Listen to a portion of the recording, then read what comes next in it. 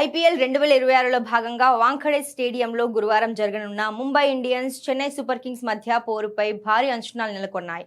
పాయింట్ల పట్టికలో వెనుకబడి ఉన్న ఈ రెండు జట్లకు ప్లే ఆఫ్ రేస్లో నిలవాలంటే ఈ విజయం అత్యంత కీలకం. ఈ కీలక మ్యాచ్కు ముందు చెన్నై అభిమానులకు ఎంఎస్ ధోని ప్రాక్టీస్ సెషన్ పెద్ద ఊరటనిచ్చింది.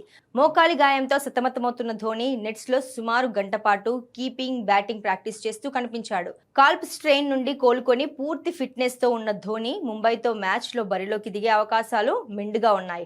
అలాగే ఆస్ట్రేలియా పేసర్ స్పెన్సర్ జాన్సన్ జట్టుతో చేరడం సిఎస్కే బౌలింగ్కు బలాన్నిస్తోంది. అయితే ఫామ్లో ఉన్న యువ బ్యాటర్ ఆయుష్ మాత్రే గాయంతో సీజన్ మొత్తానికి దూరం కావడం చెన్నైకి పెద్ద ఎదురుదెబ్బగా మారింది.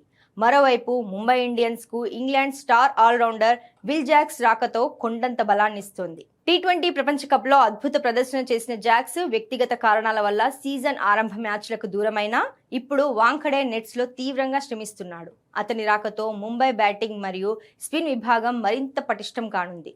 జాక్స్ జట్టులోకి వస్తే విదేశీ కోటాలో అల్లా గజన్ఫర్ లేదా మిచెల్ సాంట్నర్లలో ఒకరు బెంచ్కు పరిమితం కావాల్సి ఉంటుంది. అటు ధోని రీఎంట్రీ, ఇటు విల్ జాక్స్ అరంగేట్రం ముంబై చెన్నై పోరును మరింత రసవత్తరంగా మార్చనున్నాయి.